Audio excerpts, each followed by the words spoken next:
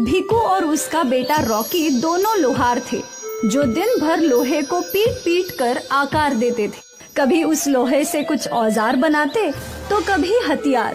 पिताजी, हम हथियार क्यों बनाते हैं? हथियार बनाना तो गलत बात है ना। हम हथियार लोगों की रक्षा करने के लिए बनाते हैं बेटा, और किसी की मदद करने वाला कोई काम गलत नहीं होता। पर किसकी मदद, ये तुझे सही वक्त आने पर पता ही चल जाएगा।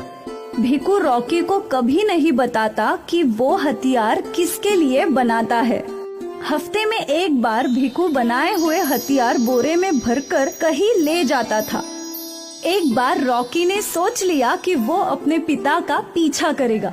वो उनके पीछे जाने ही वाला था कि माया की नजर रॉकी पर पड़ गई। रॉकी! जी माँ।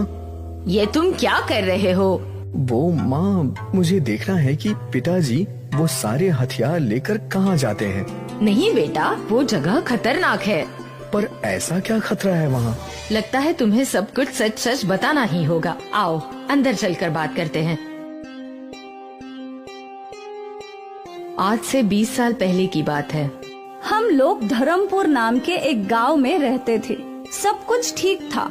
फिर अचानक वहाँ एक कल्लू नाम का राक्षस आ गया। कल्लू बहुत ही निर्दयी था। वो लोगों पर जुल्म करता था, सबको मारा पीटा करता था और जवान लोगों को अगवा करता था। वो इन अगवा किए हुए लोगों से गुलामों की तरह काम करवाता था, खुदाई का काम। धर्मपुर से कुछ ही किलोमीटर दूर एक सोने की खदान थी और कल्लू ने इस खदान पर कब्जा कर रखा था।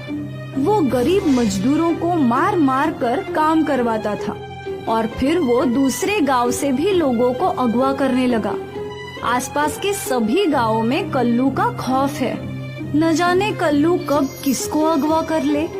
और यही कारण है कि लोग अपने घरों में हथियार रखने लगे अपनी रक्षा के लिए।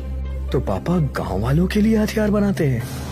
हाँ, इसीलिए तो तुझे अपने साथ नहीं ले जाते। कहीं कल्लू की नजर तुझ पर पड़ गई तो वो तुझे भी अपना गुलाम बना देगा। पर माँ, कोई शैतान का कुछ करता क्यों नहीं?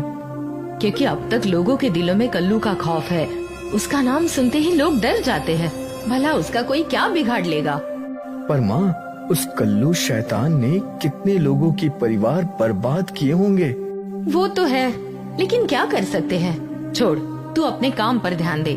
तुझे सच जानना था और मैंने बता दिया। अब से तू कल्लू के बारे में मत सोच, बस अपना काम कर। ठीक है माँ। यहाँ कल्लू की लंका में उसे गुलामों की कमी होने लगी। भाई, कल के दिन मैंने बस आधा किलो सोना निकाला है। इतना कम कैसे?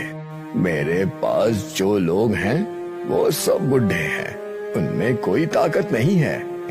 हमें नए और जवान गुलाम चाहिए जो फुर्ती से खुदाई कर सकें और सोना निकाल सके। तो ले आओ नए गुलाम। कल्लू और उसके आदमी उसी गांव में पहुँचे जहाँ भीकू हथियार देने गया था। अरे भागो, कल्लू आ गया। कल्लू की भनक मिलते ही लोग अपने अपने घरों में घुस गए और बेचारा भीकू छुपने की कोशिश करने लगा। भीकू एक तबेले में छुप गया। कल्लू और उसके आदमी वहाँ लोगों को ढूंढने लगे। कल्लू के एक आदमी की नजर भीकू पर गई। उसने भीकू को पकड़ लिया और कल्लू के पास ले आया।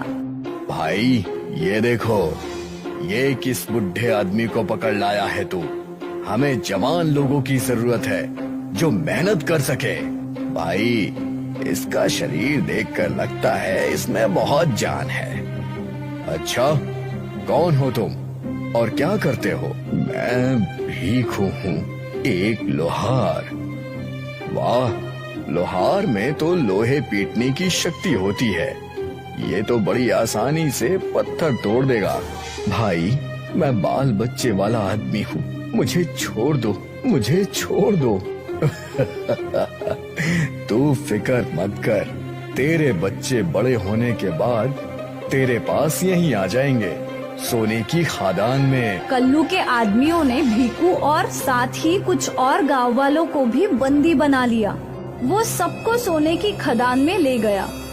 अब चुपचाप खुदाई कर, वरना मेरे आदमी तेरे शरीर की खाल नोच लेंगे। कल्लू के आदमियों के हाथ में चाबुक थे और वो चाबुक की आवाज से गुलामों को डराया करते थे।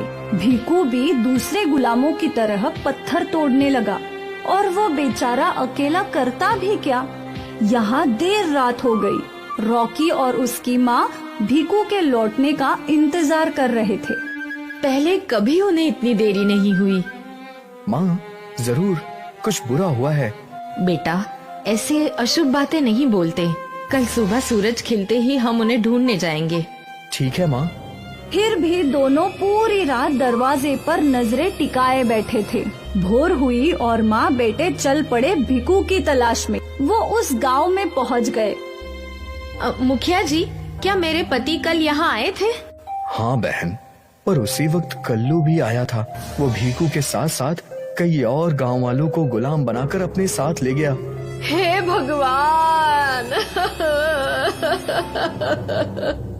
मेरे पापा को वो कल्लू अगवा करके ले गया। मैं उन्हें छुड़वा कर लाऊंगा। नहीं बेटा, तू वहाँ नहीं जाएगा। वो राक्षस है, राक्षस। तेरे पिता की तरह तू भी फंस जाएगा।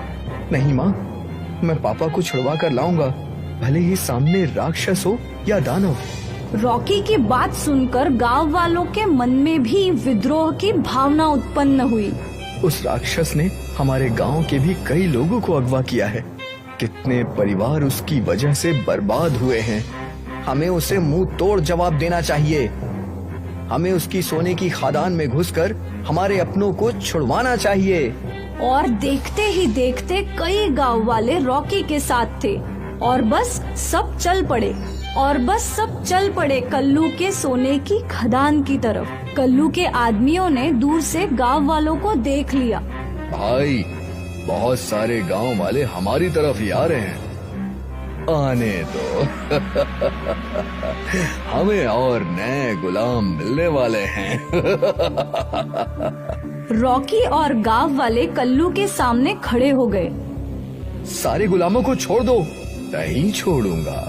अगर उन्हें छोड़ दिया तो खुदाई कौन करेगा। सीधी तरह से सबको आजाद करो, वरना अंजाम बुरा होगा। अच्छा, तू कल का लौंडा मुझे अंजाम दिखाएगा। दिखा दिखा, मैं भी तो देखूं।